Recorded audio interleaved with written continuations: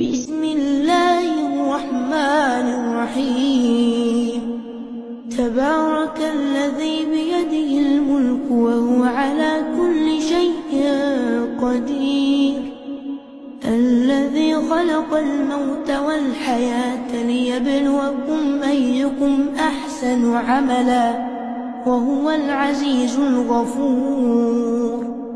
الذي خلق 7 سماوات طباقا، ما ترى في خلق الرحمن من تفاوت، فارجع البصر هل ترى من فطور، ثم ارجع البصر كرتين ينقلب إليك البصر خاسئا وهو حسير.